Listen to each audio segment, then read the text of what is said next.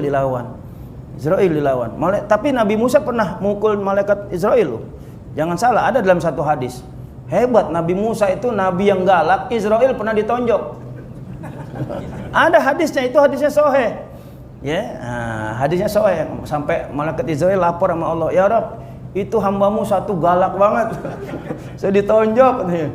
Untung nggak dipisum lapor ke polisi, ya repot lagi kali.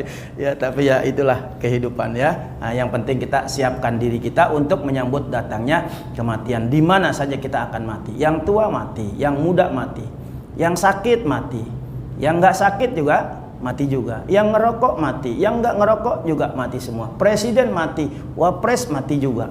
Ya, kita apalagi kita mati juga, semuanya pasti mati.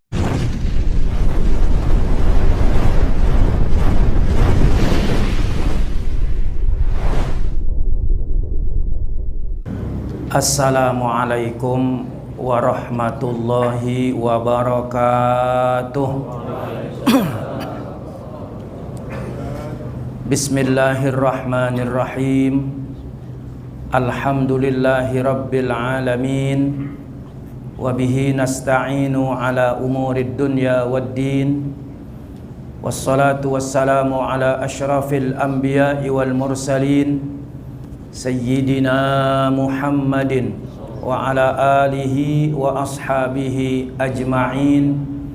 Subhanaka la ilma lana illa ma 'allamtana innaka antal alimul hakim. Wa tub 'alaina innaka antat tawwabur rahim. Rabbi shrah li sadri wa yassir li amri wahlul 'uqdatam min lisani yafqahu qawli. Inna rabbi bin nasi laraufur rahim, amma ba'du. Yang saya hormati pengurus DKM Masjid Al-Buruj Al-Bakri, yang saya hormati para jamaah kaum muslimin dan muslimat yang berbahagia. Alhamdulillah, puji dan syukur marilah kita panjatkan kehadirat Allah Subhanahu wa ta'ala, yang hanya kepadanya kita menyembah dan hanya kepadanya kita memohon pertolongan.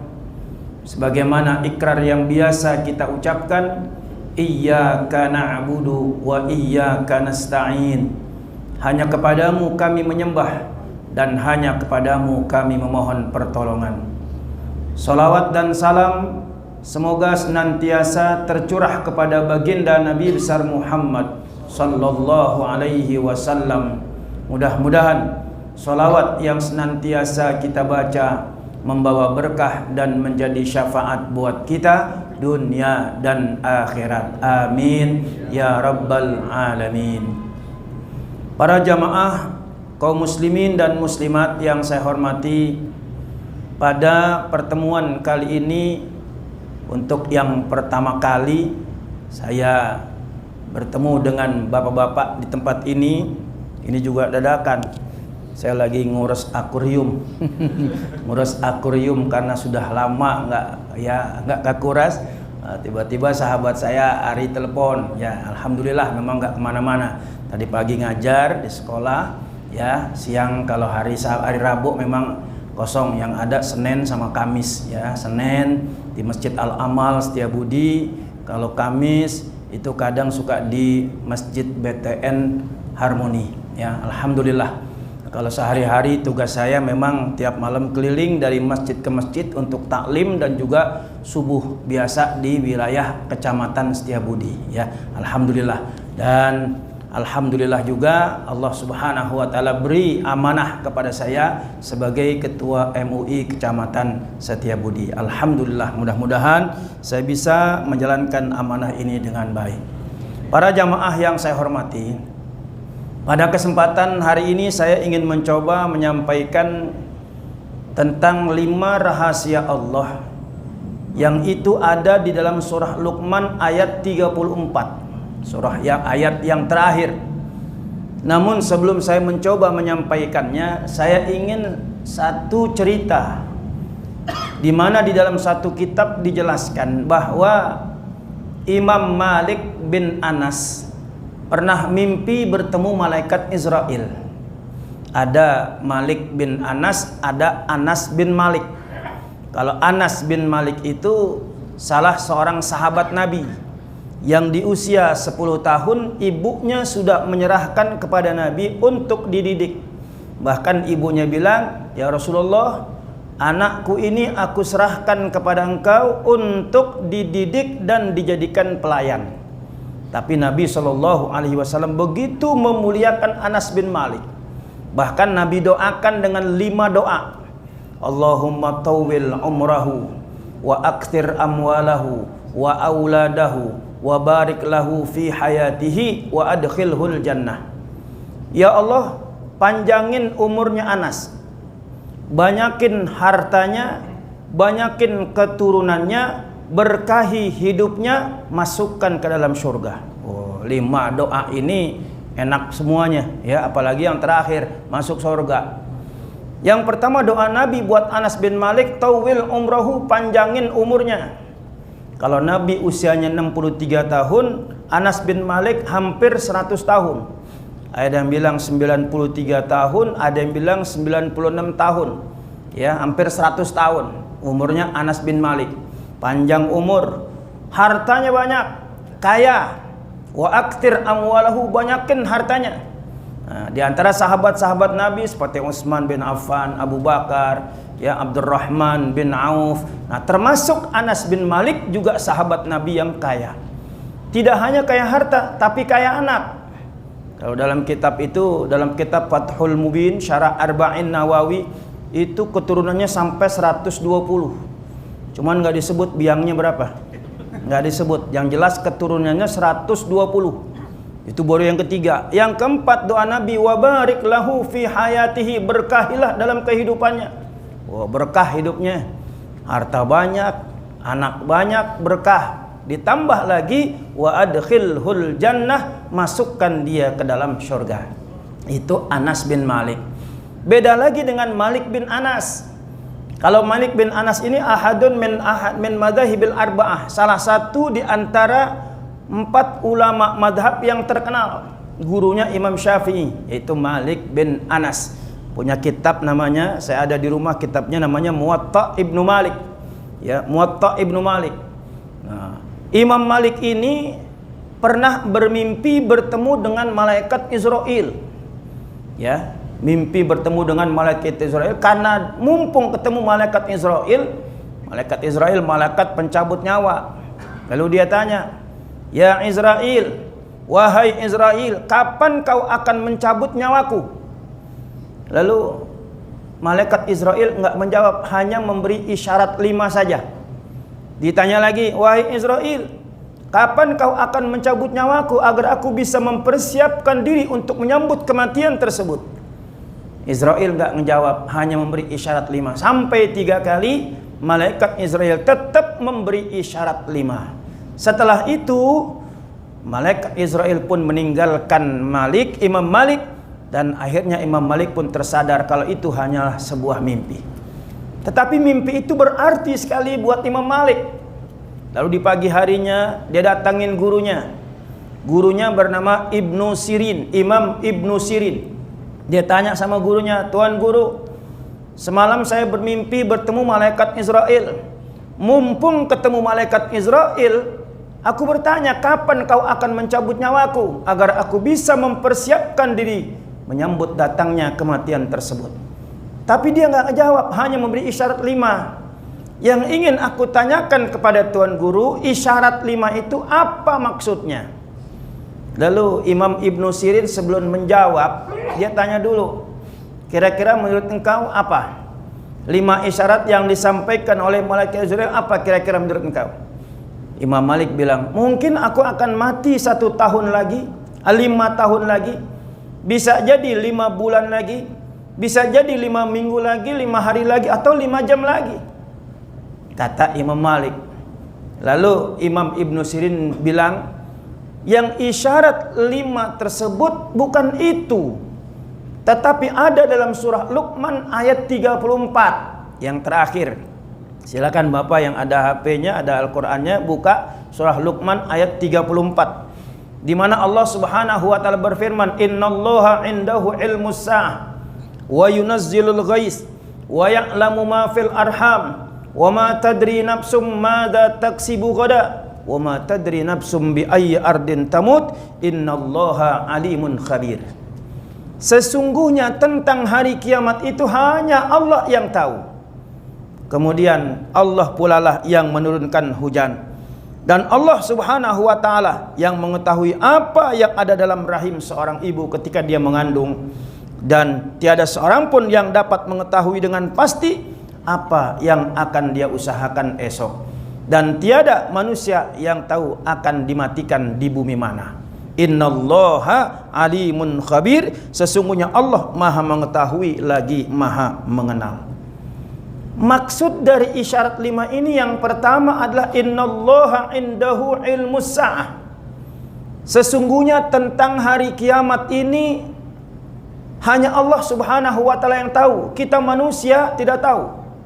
Jangankan kita, baginda Nabi besar Muhammad sallallahu alaihi wasallam ketika sedang duduk bersama para sahabat-sahabatnya, di antara sahabatnya ada Umar ibn al-Khattab radhiyallahu an, tiba-tiba datang seseorang yang berpakaian serba putih, rambut sangat hitam, tidak diketahui dari mana orang itu datang, sahabat pun tidak ada yang kenal dengan orang tersebut. Lalu orang itu duduk di depan Nabi sallallahu alaihi wasallam memegang 2 paha Nabi, lalu bertanya, "Ya Muhammad, akhbirni anil Islam." Hai Muhammad, beritahukan kepadaku apa itu Islam. Nabi jawab, "Al-Islam an tashhada an la ilaha illallah wa anna Muhammadar Rasulullah wa tuqimus shalah wa tu'tiyaz zakah wa tasuma Ramadan wa tahujjal baita in istata'ta ilahi sabila." Itu isyarat yang pertama 5, yaitu 2 rukun Islam, ya. Kemudian orang itu pun anehnya dia yang bertanya tapi dia juga yang membenarkan. "Shaddaqta ya Muhammad." Engkau benar hai Muhammad. Biasanya orang kalau belum tahu nanya, begitu dijawab cuma ngangguk-ngangguk aja. Oh gitu. Tapi ini enggak. Dia yang bertanya tapi dia sendiri yang membenarkan. "Oh shaddaqta ya Muhammad." Lalu nanya lagi, "Akhbirni anil iman." Yang kedua, beritahukan kepadaku apa itu iman. Nabi sallallahu alaihi wasallam menjawab dengan sempurna, "An tu'mina billah wa malaikatihi wa kutubihi wa rusulihi wal yaumil akhir wa bil qadari khairihi wa syarrihi." Itu rukun iman yang malaikat Jibril hakikatnya ajarkan kepada Nabi kita Muhammad sallallahu alaihi wasallam. Kemudian malaikat Jibril bertanya lagi, "Ya Muhammad, akhbirni anil ihsan."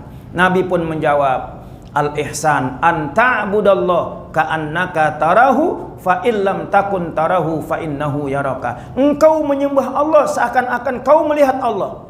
Jika kau tidak mampu melihat Allah, dan memang pasti tidak akan mampu melihat Allah, yakinlah bahwa Allah melihat engkau. Lalu orang itu pun bertanya lagi, "Ya Muhammad, akhbirni matas sa'ah." Beritahukan kepadaku kapan itu hari kiamat. Nabi sallallahu alaihi wasallam tidak bisa menjawab hari kiamat tanggal sekian, bulan sekian, tahun sekian, tidak.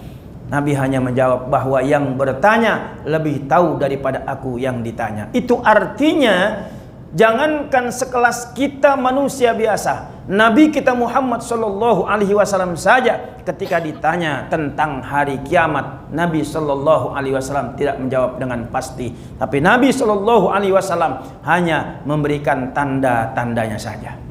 Saudara, ini merupakan satu bukti bahwa hari kiamat itu dirahasiakan oleh Allah Subhanahu wa taala. Jangankan hari kiamat kubra, kiamat sughra, kiamat kecil itu pun dirahasiakan oleh Allah Subhanahu wa taala. Apalagi yang besar.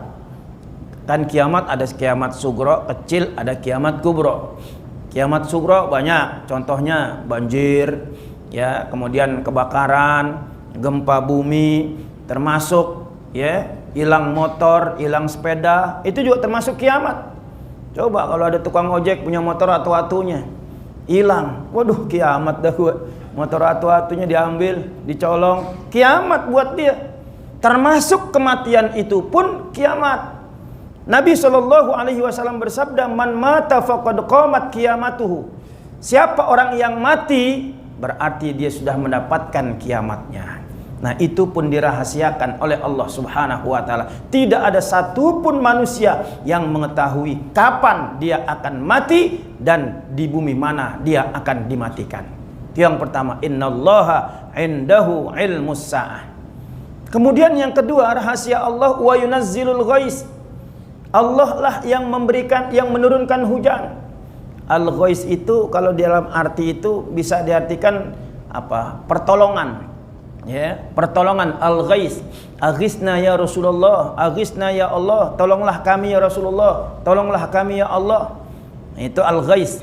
Nah, kenapa hujan itu dianggap sebagai satu pertolongan?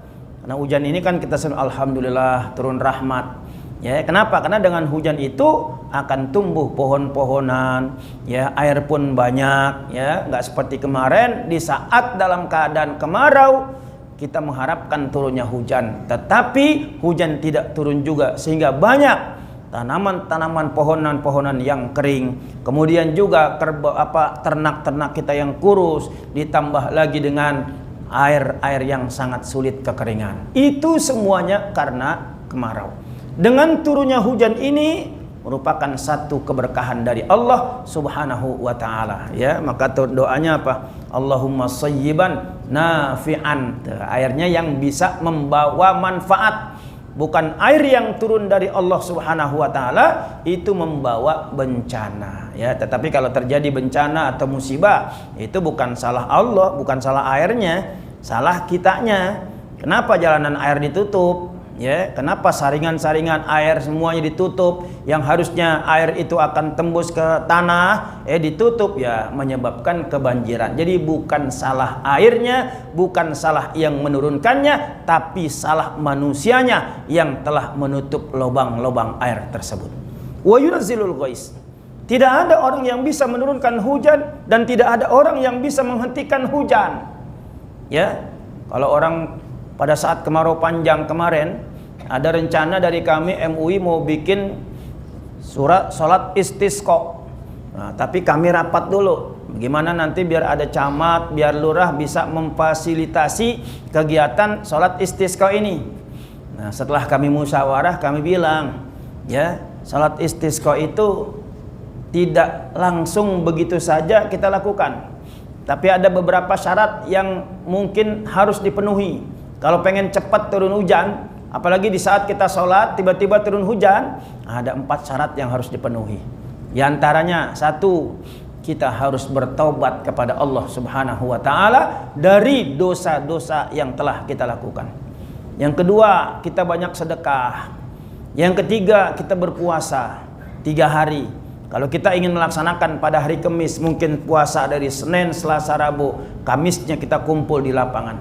Kemudian kita bawa ternak-ternak kita yang kurus. Kalau kita punya kambing, bawa kambing kita yang kurus-kurus. Binatang-binatang yang kurus kita bawa. Menjadi bukti bahwa dalam saat itu kondisi kita dalam sangat membutuhkan air, membutuhkan pertolongan dari Allah Subhanahu wa taala. Ya, nggak ada orang yang bisa nurunin hujan kecuali Allah. Begitu juga tidak ada orang yang bisa menghentikan hujan kecuali Allah Subhanahu wa taala. Ya, kalau ada kemarin pada saat di Mandalika itu motornya dipanggil siapa itu? Mbak Rara. Ya, kelontong-kelontong muter-muter sono, malah dia yang lepek, dia yang basah. Nah, hujannya malah gede, ya. Kenapa? Emang gak ada yang bisa kecuali dengan izin Allah Subhanahu wa taala. Ya, kita cukup dengan doa. Cukup dengan doa, ya. Allah, Nabi SAW ajarkan kepada kita, Allahumma hawalaina wala alaina. Kalau emang biar nggak pengen hujan, jangan di sini dulu, pindahin dulu tempat lain. Nanti setelah acara selesai baru turunin hujan. Itu artinya bukan kita minta kepada Allah berhentiin hujan, cuman pindahin dulu sebentar. Ya, kalau nanti Allah berkehendak mau diberhentiin, itu urusan Allah. Ya, dulu pernah itu saya kebetulan rumah saya di Karbela dekat Sky Garden. Sebelum Sky Garden jadi, itu pada saat mau dibangun, nah itu saya dipanggil, Pak Ustadz, tolong, ya, kita minta biar jangan turun hujan selama proyek pembangunan ini. Saya bilang, wah, saya nggak bisa Pak, saya nggak bisa. Tapi ya kalau memang doa saya dikabul, ya mudah-mudahan. Tapi kalau memang turun hujan juga jangan salahin saya. Jangan salahin saya. Kenapa? Itu semua kehendak Allah Subhanahu wa taala. Yang tadinya udah disiapin tuh duit buat saya, nggak jadi diambil lagi. Karena saya bilang jujur, saya nggak bisa, Pak. Ya, kalau emang saat saya cuma pindahin sebentar, mungkin saya minta sama Allah. Itu pun kalau doa saya dikabul. Kalau nggak dikabul ya hujan, urusan Allah bukan saya. Oh nggak bisa ya Pak Ustadz, nggak bisa, nggak jadi jadinya, nggak jadi dikasih duit saya. Ya alhamdulillah, nggak apa-apa, daripada ntar saya ambil duitnya, ya begitu saya pecahan doa saya nggak dikabul, hujan terus kan jadi malu, ntar jadi jelek nama saya. Udah biarin, alhamdulillah ya saat proyek ya hujan berhenti, ya memang itu semuanya kehendak Allah Subhanahu wa taala. Kan hujan itu rahasia Allah. Ya, kadang kita mau keluar rumah, ya, wah mendung nih, nggak jadi deh, takut ntar di jalan hujan, ternyata kagak hujan. Ya, yang kita pikir, wah terang nih, cerah, kita jalan, di tengah jalan malah hujan. Itu kan rahasia Allah Subhanahu wa taala yang kita manusia tidak tahu. Itu semuanya rahasia Allah Subhanahu wa taala. Kemudian yang kedua, yang ketiga, wa ya'lamu ma fil arham. Hanya Allah yang mengetahui apa yang ada dalam kandungan seorang ibu, dalam rahim seorang ibu, apalagi pada saat dia mengandung. Kita mungkin hanya prediksi, kalau enggak laki, perempuan. Tuh, atau mungkin kembar, laki dua-duanya, atau laki perempuan, itu urusan Allah Subhanahu wa taala. Kita manusia hanya prediksi.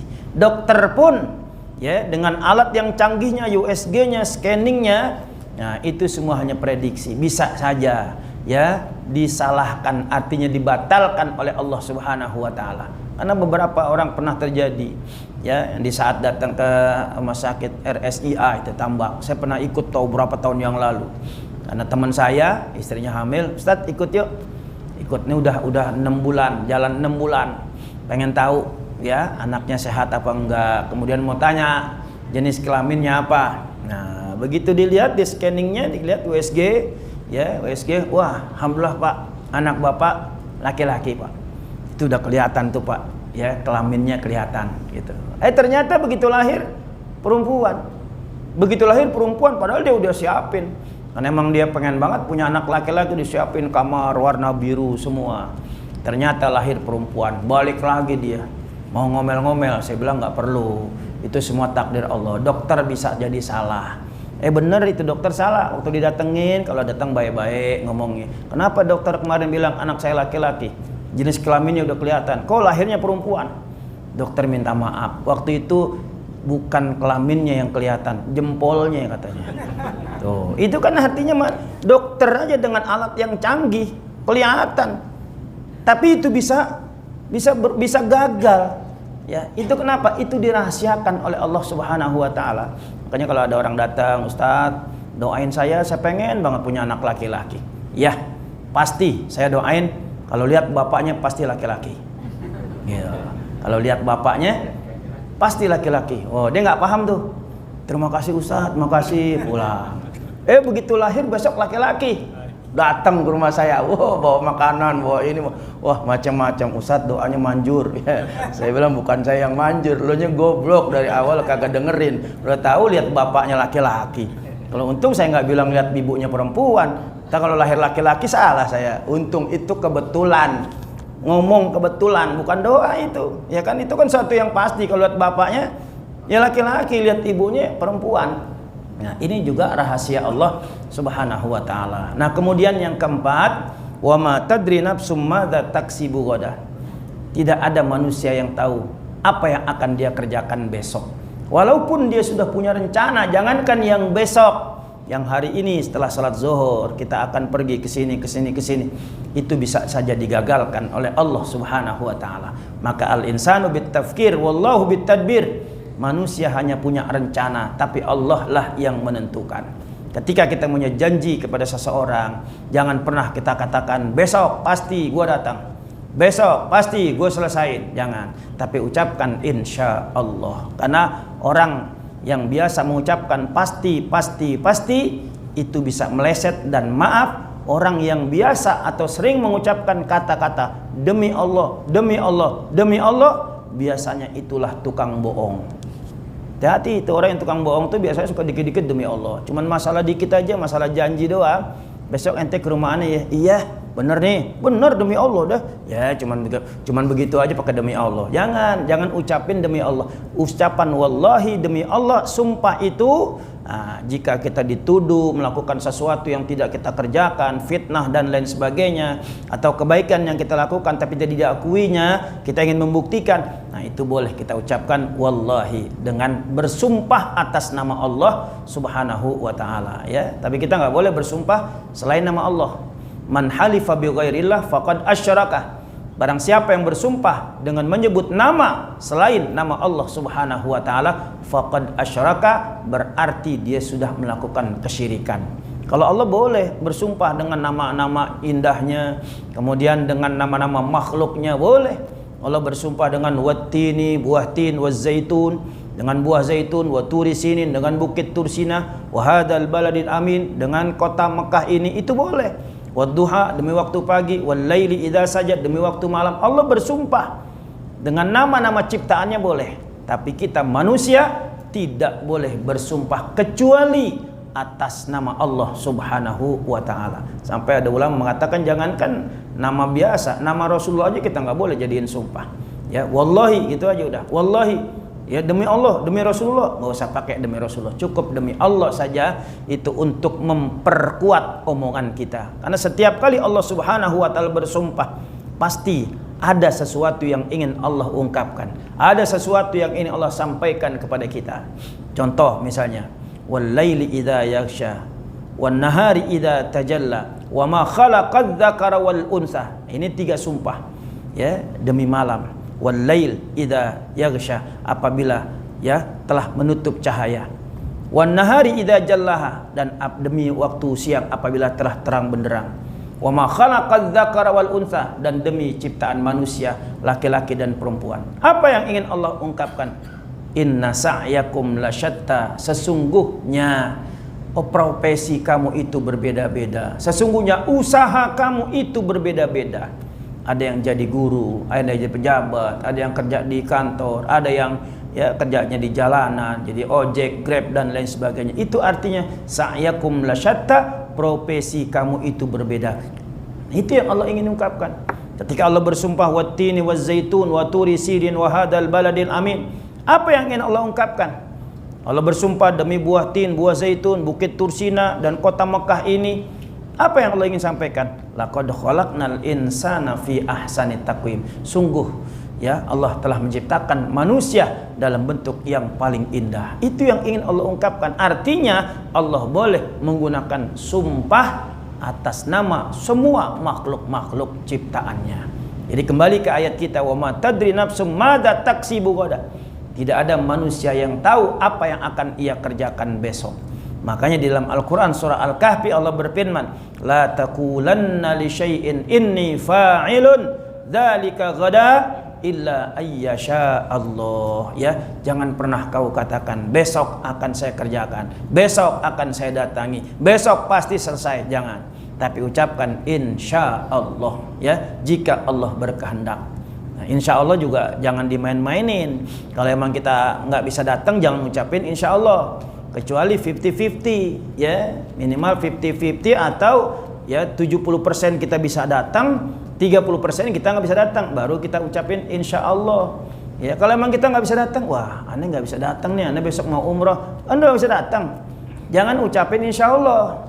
Kenapa? Bisa terjadi ntar dia ucapkan insya Allah, tuan rumah nungguin, sementara dia berangkat umroh, kan kasihan orang nungguin. Ya, datang gak nih kira-kira ustadznya? Katanya sih insya Allah. Ya, insya Allah. Jangan, insya Allah itu minimal 50-50, 50%, 50%. Ya, apalagi 70% bisa datang atau 30% nggak bisa datang, ucapkan insya Allah. Kenapa? Karena nggak ada yang bisa jamin kita. 90% aja kita udah bilang besok deh anda datang. Bener nih, insya Allah 99%. 99% kita katakan iya besok datang. Yang 1% itu rahasia Allah. Kita udah siap-siap, tiba-tiba macet di jalan, acara udah bubar. Kita nggak tahu, besok kita mau jalan, tinggal 1% pasti datang. Ternyata kita sakit, kita nggak tahu. Itu rahasia Allah Subhanahu wa Ta'ala. Ya, makanya ketika kita mengucapkan sesuatu, apa yang ingin kita kerjakan, berjanji dengan siapapun saja, jangan pernah kita katakan besok pasti selesai, besok pasti saya datang, besok saya ini, jangan. Tapi ucapkan insya Allah, ya. Nah, kemudian yang kelima, wa ma tadri nafsum bi ayyi ardin tamut. Tidak ada manusia yang tahu di bumi mana dia akan dimatikan. Ya, saya orang asli Jakarta, Betawi, Kuningan. Dulu waktu masih kecil sering main bola nih di sini, tempat saya main bola.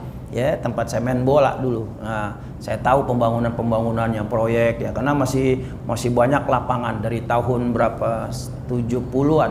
Saya lahir tahun 68 saya lahir. Nah, ini udah main di sini nih ya, main pakai celana pendek, lari, hujan-hujanan, blok-blokan itu. Ya itulah tempat saya main ya, karena tinggal nyebrang doang.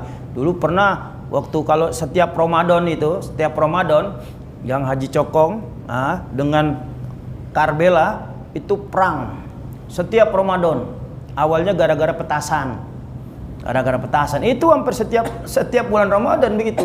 Nah, kita kan orang kita banyak kan kalau pagi-pagi habis sholat subuh jalan ya. Kalau sekarang alhamdulillah nggak kayak dulu lagi. Tuh, dulu tuh jalan masang petasan apa istilahnya? Janwe ya. Petasan janwe itu diterbangin ke sini. Nanti di sini merasa nggak terima, terbangin lagi. Akhirnya main batu-batuan. Main lontar-lontaran. Yang dari jumlah ula, ini wusto, ini akobah, lempar lagi, balik-balik gitu. Itu terjadi, Pak. Hampir tiap hari.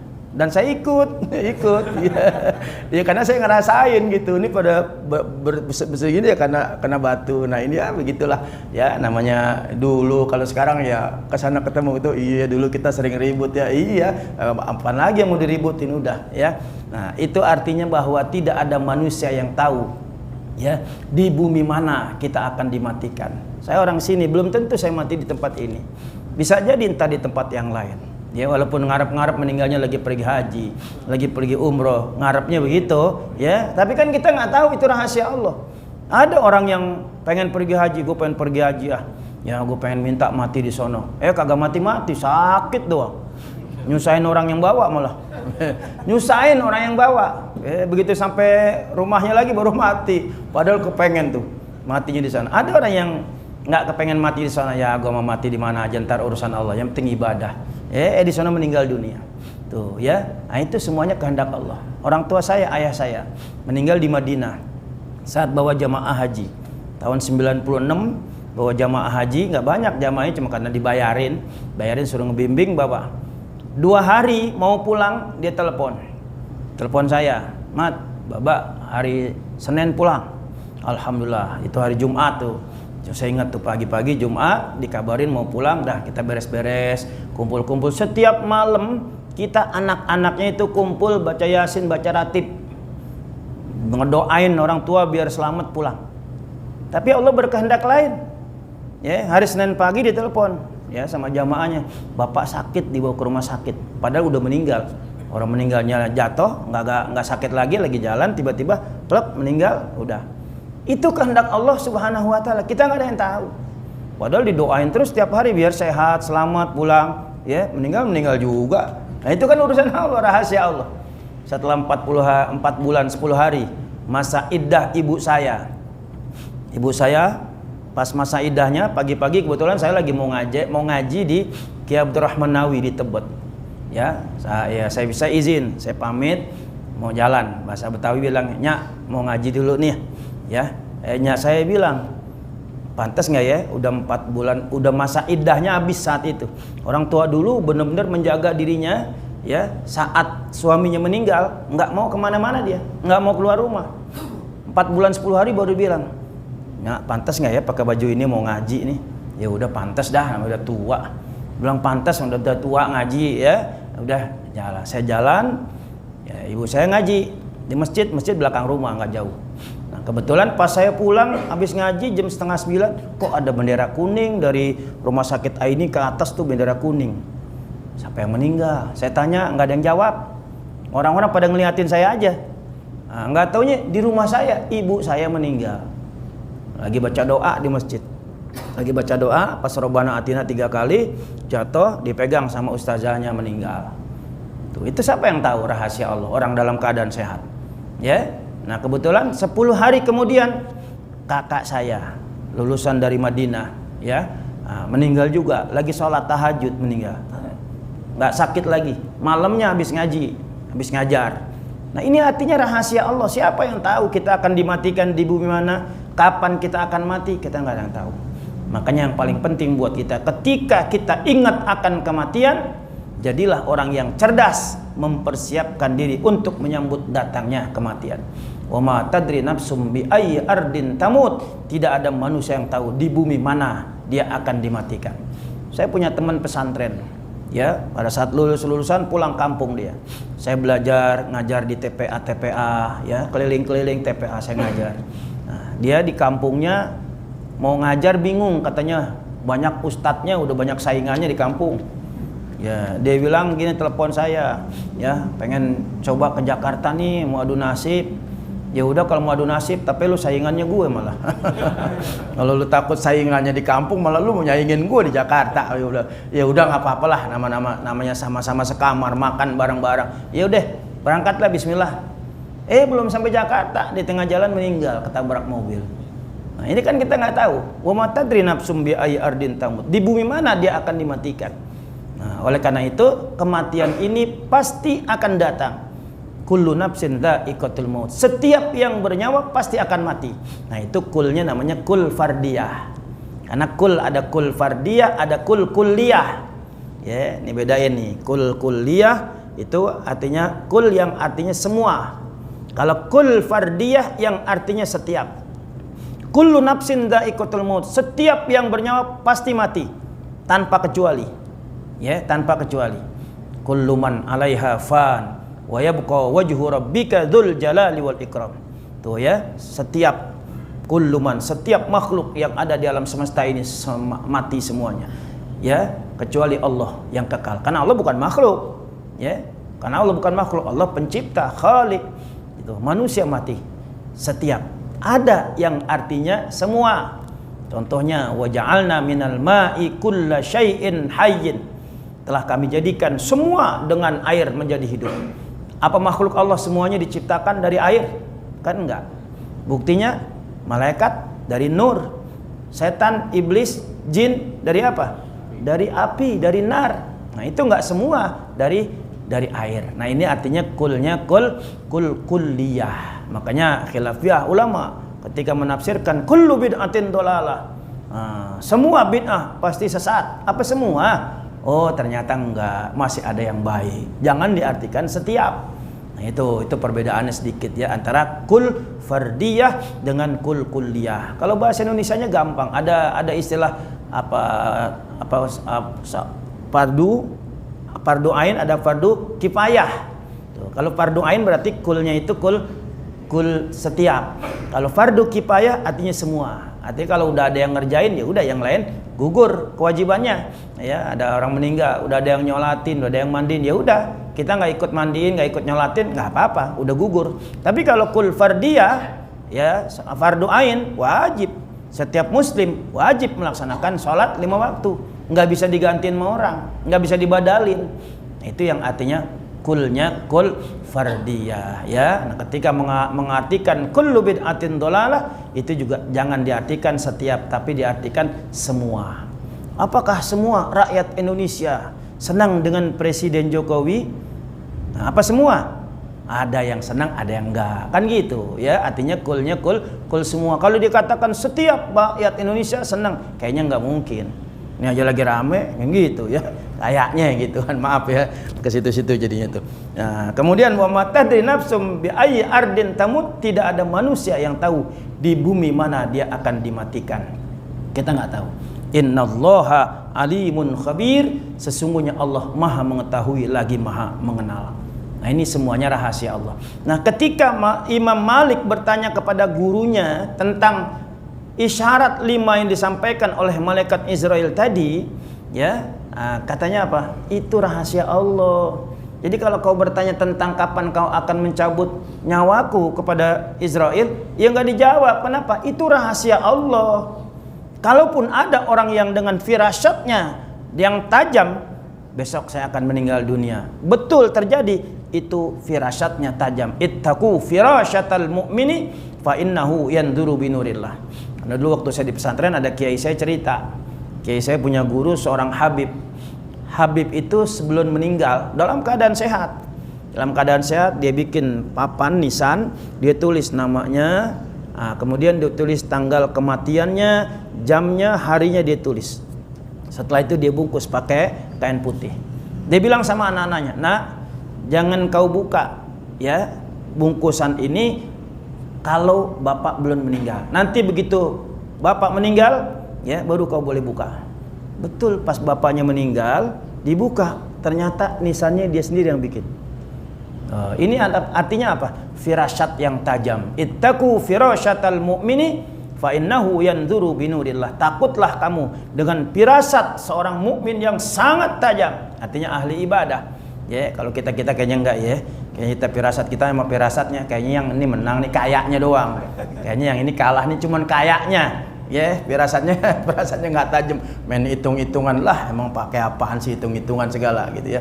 Nah, itu artinya hanya firasatnya tajam, ya. Nah, makanya kematian itu pasti akan datang pada setiap makhluk Allah Subhanahu wa taala. Orang yang cerdas, al-kayyisu man dana nafsahu wa amila lima ba'dal maut. Ya, orang yang cerdas adalah orang yang mempersiapkan dirinya untuk menyambut kedatangan kematian, ya. Nah, kita persiapkan diri kita dengan menyambut kematian ini dengan kegiatan-kegiatan seperti ini, silaturahmi, kajian-kajian, baca Al-Qur'an, baca sholawat dan lain sebagainya. Nah, mudah-mudahan itu akan menambah amal kita, ya, dan menjadikan timbangan kebaikan kita lebih berat. Karena amal ibadah kita ini, maaf ya, nggak bisa diandelin. Kita nggak bisa ngandel dengan amal ibadah kita. Tapi yang kita andalkan adalah rahmat Allah Subhanahu wa ta'ala. Makanya Nabi SAW pernah mengajarkan satu doa kepada seorang sahabat yang saat itu dia mengeluh dosanya banyak. Wa dunuba, wa dunuba, wa dunuba. Oh, dosa-dosaku begitu banyak, nggak mungkin Allah ngampunin dosa-dosaku. Lalu Nabi SAW ajarkan, mau nggak kamu aku ajarkan satu doa. Ketika kau baca doa itu, Allah akan mengampuni semua dosa-dosamu. Mau ya Rasulullah? Ikutin. Diikutin. Allahumma maghfiratuka awsa'u min dhunubi wa rahmatuka arja indi min amali. Ya Allahumma maghfiratuka awsa'. Ya Allah ya Tuhan, ampunanmu lebih luas min dhunubi daripada dosa-dosaku. Ya, dosa kita banyak, seluas lautan. Tapi ingat, ampunan Allah lebih luas. Ampunan Allah lebih hebat lagi. Wa rahmatuka arja indana min a'malina. Dan rahmat Allah Subhanahu wa ta'ala itulah yang kita harapkan daripada amal kita. Jadi kita nggak boleh ngandel sama ibadah kita. Ibadah kita mau ngandel, ya sehebat apa sih ibadah kita? Ya, dulu dalam kitab diceritakan ada seorang abid. Abid itu ahli ibadah yang beribadah di atas bukit selama 500 tahun. Nggak pernah berbuat dosa. Nggak pernah berbuat dosa.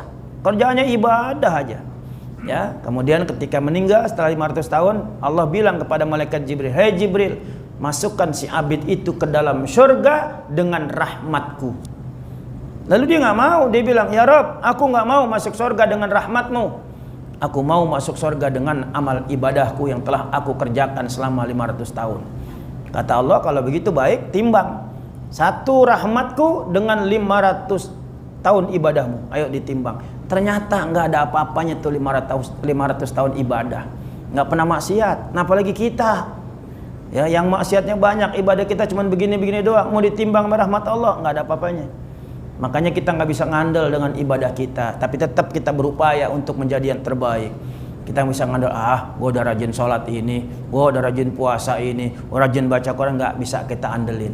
Yang kita andalkan adalah rahmat Allah Subhanahu wa ta'ala. Nabi saja, ya ada satu doa Nabi, ya Nabi minta rahmat sama Allah. Allahumma inni as'aluka rahmatan min indik tahdi biha qalbi wa tajma'u biha syamli wa taruddu bihal fitnata anni. Tuh Nabi masih minta rahmat sama Allah. Padahal kan Nabi sendiri itu rahmat. Ya kan, Nabi sendiri itu rahmat. Wa ma arsalnaka illa rahmatan lil alamin. Tidaklah kami utus engkau hai Muhammad melainkan sebagai rahmatan lil alamin, buat rahmat buat semesta alam semesta. Itu artinya Nabi sendiri rahmat, Nabi aja masih minta. Bagaimana kita ya yang jauh dari mungkin rahmat Allah Subhanahu wa ta'ala.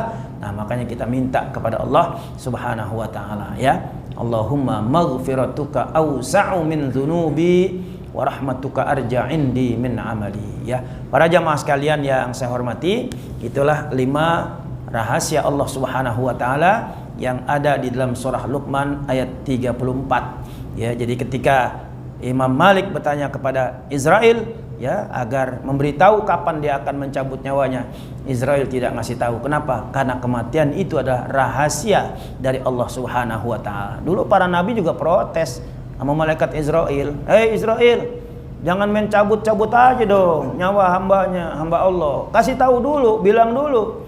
Kata Israel, udah. Allah udah kasih tahu. Allah udah kasih tahu. Mana Allah kasih tahu apa? Coba buktinya. Tumbuh uban di kepala. Itu kan udah dikasih tahu. Ya, pendengaran yang tadinya tajam denger. Jangankan orang pakai mic, orang bisik-bisik aja kita denger. Gue denger loh, biar bisik-bisik kan gitu. Ya, sekarang boro-boro. Jangankan orang bisik-bisik, orang pakai mic aja udah kagak denger. Itu artinya pendengarannya udah berkurang. Itu udah dikasih tahu tuh. Pandangan mata yang dulunya tajam, tajam jauh aja kelihatan, nono perawan, no janda, no. Nah, kelihatan. Kalau sekarang begitu dekat aja gini, lu siapa ya? Tuh, itu pandangan. Ya, baru mata, pendengaran. Badan kita nih, yang dulunya kuat. Kalau ke masjid kita gagah, nggak pakai motor, nggak pakai tongkat, nggak pakai didorong, nggak pakai dituntun. Dulu, kalau sekarang, nah, udah mulai dah. Duduk jongkok sedikit, bangun susah. Makanya cari WC duduk. Cari WC duduk. Dia nggak mau, gua nggak bisa jongkoknya bisa, bangunnya kagak bisa. Itu kan udah tanda itu sebenarnya. Jadi udah dikasih tahu. Ya, udah dikasih tahu. Jangan bilang nggak dikasih tahu, kasih tahu. Cuman kitanya yang kadang-kadang kurang ngeh. Ya nggak mikir, oh iya gua udah tua ya ternyata ya. Itu udah dikasih tahu. Ya, nah itu alamat. Ya, makanya Israel ini sudah memberitahu ya dengan alamat-alamat tertentu. Ya, lagi Israel dilawan.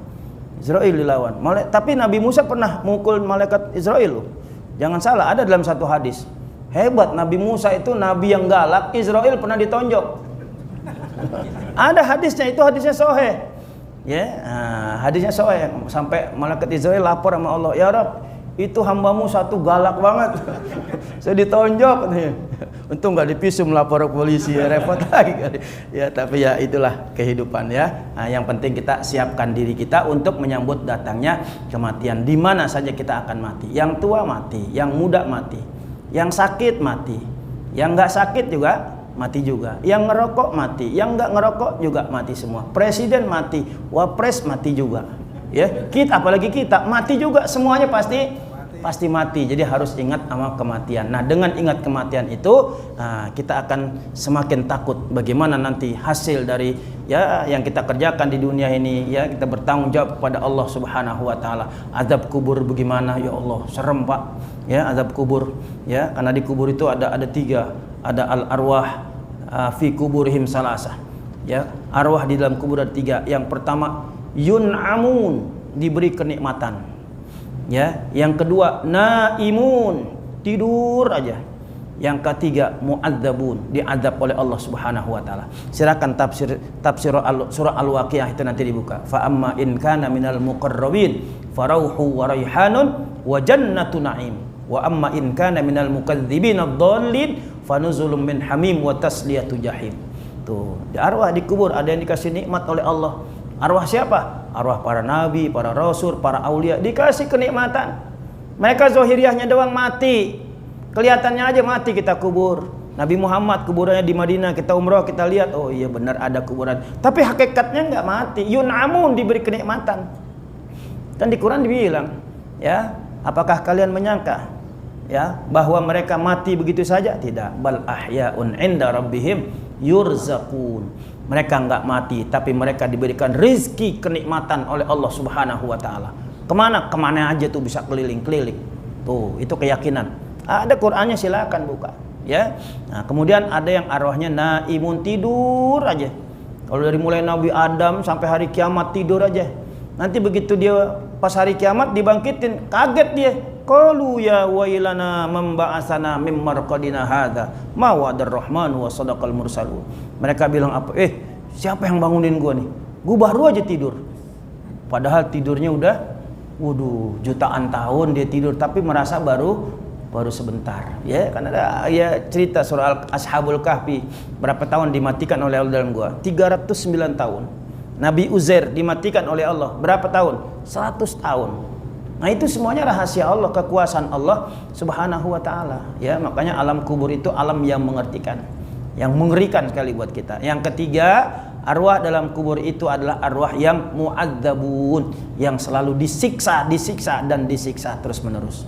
Kecuali kalau ada kiriman-kiriman, ada pahala-pahala yang ketika dia masih hidup dikerjakan, yang menjadi sedekah jariah buat dia, baru akan meringankan azabnya, ya, azabnya. Kita sebagai anak, kita sayang sama orang tua, doain orang tua kita, ya. Kemudian banyakin sedekah, niatin buat orang tua kita.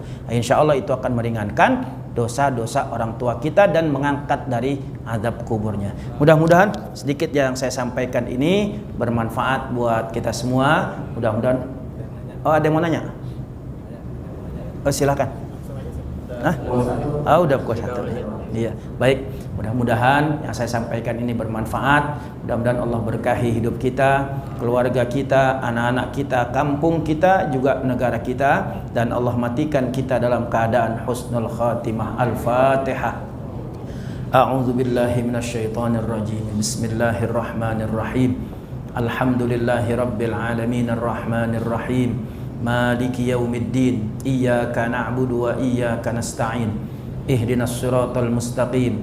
Siratal ladzina an'amta 'alaihim ghairil maghdubi 'alaihim waladdallin. Amin.